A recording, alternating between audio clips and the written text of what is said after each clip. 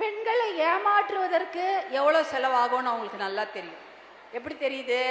எப்படியெல்லாம் பெண்களை ஏமாற்றலாம், எலெக்ஷன் நேரத்தில் அவங்களுக்கு எதை கொடுத்தா அவங்க மனசு மாறி ஓட்டு போடுவாங்க என்ற திட்டம் அவங்களுக்கு தெரியும்.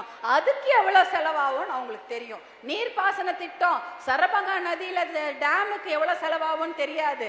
விவசாயத்துக்கு தண்ணி கொடுக்கணும், எவ்வளோ செலவாகும் அவங்களுக்கு தெரியாது.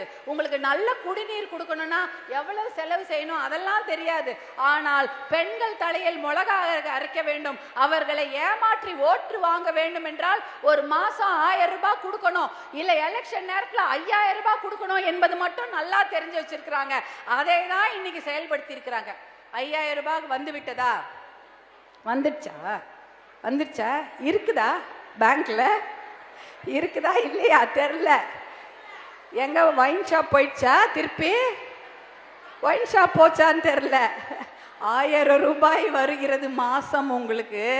அதுவும் 2,40,00,000 பேர் அதில் பதிவு பண்ணியிருக்கிறாங்க. ரேஷன் கார்டு வச்சவங்க அதில் 1,10,00,000 ரேஷன் கார்டுக்கு தான் கொடுக்குறாங்க. மிச்சம் 1,30,00,000 பேர் என்ன பாவம் பண்ணாங்க, ஏன் கொடுக்கல தெரில. 1000 ரூபாய்க்கு வருகிறது. அது எங்கேன்னு வருது? சேலம் மாவட்டத்தில் இருக்கக்கூடிய டாஸ்மாக்லேருந்து தான் வருது. சேலம் மாவட்டத்தில் ஒரு நாளைக்கு ஒரு டாஸ்மாக் கடையில் எவ்வளோ தெரியுமா காசு கொடுக்குறாங்க? 4 லட்சம் ரூபாய். ஒரே டாஸ்மாக் கடையில் 4 லட்சம் ரூபாய்க்கு நம்முடைய வீட்டு ஆண்மகங்கள் அங்கே போய் செலவு செஞ்சு குடிக்கிறாங்க. 4 லட்சம் ரூபாய். ஆனால் உங்களுக்கு கொடுக்கப்படுவது வெறும் 1000 ரூபாய். என்னது இது? மாதம் 5000 ரூபாய் நம்ம ஒரு வீட்டிலேருந்து ஒரு டாஸ்மாக் கடைக்கு போயிடுது.